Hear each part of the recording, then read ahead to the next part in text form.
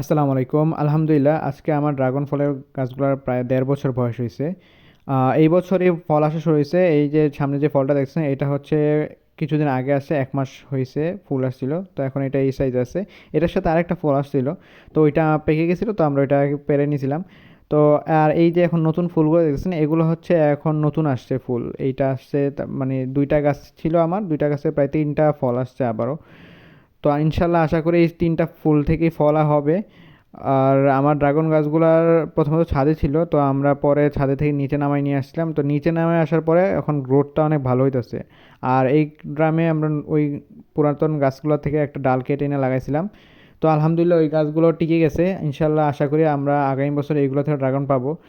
আর যেহেতু ড্রাগন ফল গাছটা হচ্ছে একটা অনেক, মানে কি বলবো, অনেক সুস্বাদু একটা ফল, যেটা আমাদের পরিবারের জন্য অনেক ভালো।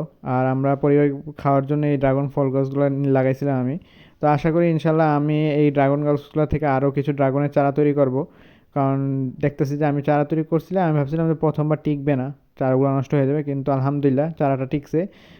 তার জন্য একটু মনের মধ্যে সাহস জোগাইলো যে আমরা চাইলে আরও চারা তৈরি করতে পারি। ইনশাল্লাহ বর্ষা শেষে ড্রাগন ফল যখন শেষ হয়ে যায়, মানে ড্রাগন ফলের সিজনটা যখন শেষ হয়ে যায়, শীতকালের দিকে আমরা চেষ্টায় আছি যে আমরা প্রায় 10 থেকে 12টা ড্রাগনের চারা তৈরি করব, যাতে করে আমাদের বাসার চারপাশে যে ফাঁকা জায়গাগুলো আছে এগুলোতে আমরা ড্রাগনের গাছ লাগাবো। আলহামদুলিল্লাহ। তো আমাদের জন্য দোয়া করবেন। আজকে এই পর্যন্তই। আসসালামু আলাইকুম।